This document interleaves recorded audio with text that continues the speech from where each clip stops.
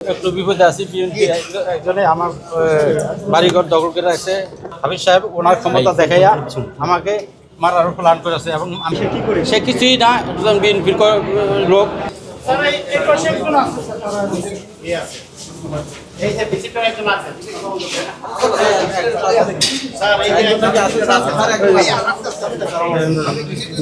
আমি একটু বিপদে আছি। বিএনপি একজনে আমার বাড়িঘর দখল করে রাখছে। ভোলা 2 আসনের আগের এমপি ছিল হাফিজ সাহেব ওনার ক্ষমতা দেখাইয়া আমাকে মারার প্ল্যান করেছে এবং আমি থানায় জিডি করছি, আমাকে মারা হলাইব আমাকে এবং আমার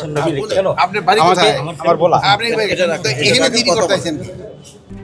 RICL TMX যুগের পর যুগ স্থাপনা থাকে মজবুত।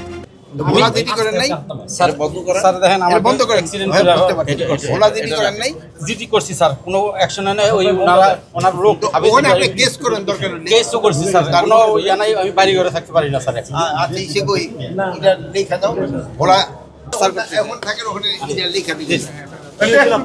একজন লোক বহুত ডিস্টার্ব করতেছে এবং আমি ভোলা 2 আসনের হাফিজ সাহেবকে জানানো হয়েছে। উনি বহুত 2-3বার আশ্বাস দিয়েছে আমার বিচার করবে, বিচার করে নেয় এবং আমি থানায় গেছি, থানায় জিডি করছি।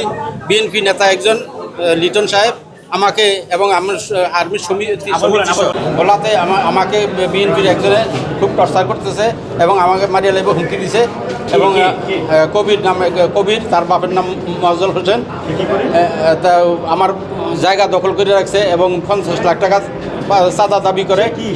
সে কিছুই না, একজন বিএনপির লোক। সে হাফিজ সাহেবের সংসদ সদস্য, ভোলা 2 আসনের হাফিজ সাহেবের ক্ষমতা দেখাইয়া খুব টর্চার করতেছে এবং হাফিজ সাহেবকে আমি জানাইছি। জানানোর পরে হাফিজ সাহেব 2বার আশ্বাস দিচ্ছে এবং আমার কোনো বিচার হয়নি এবং আমি থানায় গেছি। আর্মির সমিতির রিটায়ার্ড পারসন আর্মির 7-8 জন নিয়ে, তারপরে আমাকে সেখান থেকে বিএনপির এক নেতা লিটন সাহেব আমাকে নিয়ে আসছে, বলছে আমরা বিচার করে দেবো, কিন্তু আমাকে থানায় আর ইয়ে করতে দেয় না। কিন্তু আমি এর আগেও জিডি করছি, আমাকে মারা বলাইবে। আমার কাছে ছবি আছে।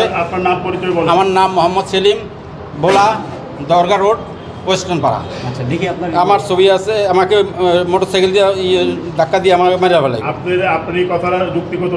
আমার কাগজপত্র আছে, সব আছে, সব আছে এবং আমার কাছে ছবি আছে। আমাকে মারা ফেলাইব, হুমকি বহুত কিছু দিচ্ছে। কেন আপনাকে মেরে ফেলবে? কেন?